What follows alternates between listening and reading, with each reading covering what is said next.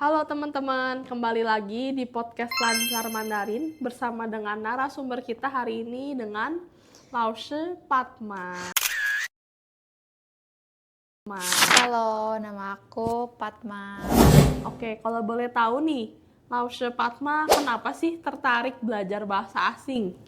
Aku ya, awal-awal tuh kayak suka nonton drama Cina. Terus aku nggak ngerti nih dia ngomong apa. Jadi aku coba untuk, kayaknya aku belajar aja deh. Jadi aku ngerti gitu kan. Ternyata setelah udah dipelajarin, aku udah ngerti tuh tanpa subtitle sekarang gitu. Ih, Awal-awal itu aku ikut les, kayak les sama Laoshi juga.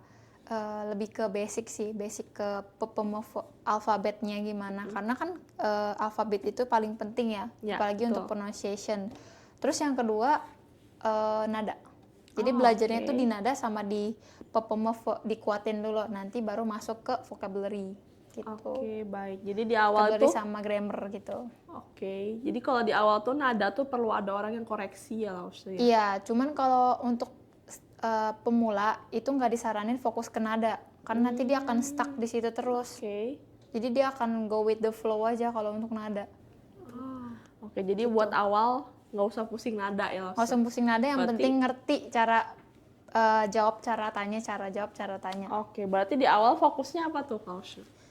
Lebih ke kosakata sih, kosakata sama pengucapan sehari-hari, kayak misalkan halo, terima kasih.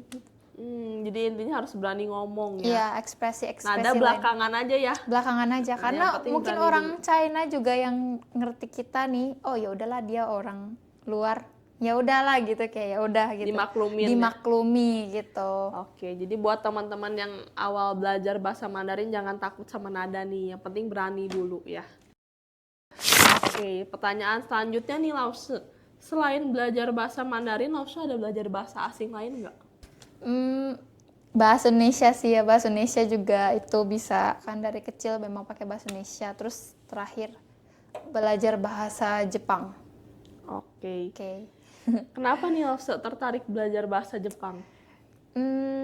Jujur belajar bahasa Jepang tadi itu nggak ada di kamus aku dan nggak ada di planning Oke. aku. Cuman karena satu hal jadi aku coba untuk belajar.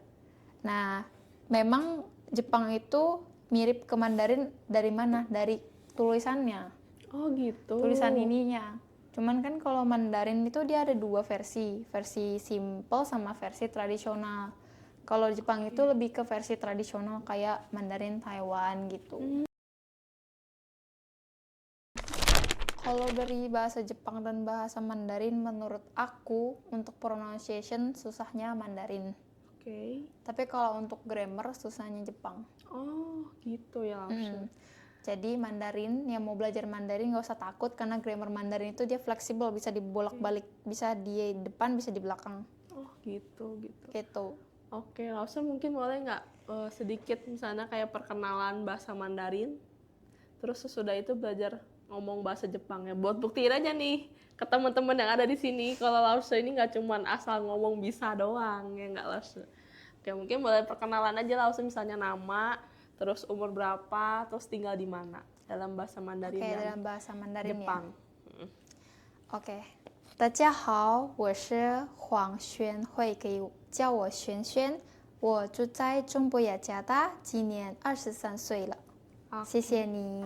Kalau untuk Jepangnya, konnichiwa minasan, watashi no namae wa Padoma Tomoshimasu.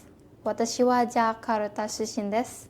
Nenrei wa 23歳です。はい、以上です。ありがとうございました。 Wow, keren banget Laos. Jujur aku kagum sih kayak wah, maksudnya kayak orang yang bisa belajar bahasa Mandarin aja udah sulit gitu ya. Nggak semua orang bisa. Ini Laosnya bisa bahasa Jepang juga ya. Oke, kalau dari Laos nih ada nggak kesan-pesan buat teman-teman kenapa sih bahasa asing itu penting? Apalagi di era sekarang mungkin ada orang yang bilang ah nggak usah belajar lah, ada AI, ada Google Translate yang bisa translate kapan aja. Menurut Laosnya tetap penting nggak sih belajar bahasa asing? Kalau untuk sekarang itu Mandarin lebih penting justru daripada Jepang. Karena kenapa? Oke. Karena sekarang era dimana banyak orang China investor tuh datang ke Indonesia, ya kan? Mereka tuh bangun bisnis, bangun perkantoran, lowongan pekerjaan tuh banyak. Makanya kenapa kalian yang belum bisa bicara bahasa Mandarin, kalian belajarlah Mandarin. Belajarnya di mana? Di sini. Ya, belajar di sini lancar bahasa Mandarin. Belajar di sini sampai kalian bisa, nanti kalian coba lamar kerja. Pasti tuh gajinya di atas UMR, pasti. Karena aku udah pernah kerja juga sama orang Cina. Wow, gitu. Mantap banget. Jadi kalian yang katanya susah nih dapat kerja, pengangguran banyak gitu kan. Aku udah apply nunggu 4 bulan belum ada balasan dari HR. Udah, kalian belajar bahasa Mandarin aja di sini. Langsung kontak admin aja ya. Langsung dapat kerjaan ya. Iya, betul, langsung dapat. Ya. Pokoknya kalau sama orang Cina interview langsung dapat jawaban sehari itu juga. Cepet. Satset. Satset. Oke, baik. Podcast kita hari ini sampai di sini dulu. Terima kasih buat waktunya ya, Laushe Fatma. Terima kasih juga. Sampai ketemu. Bye-bye. Bye-bye.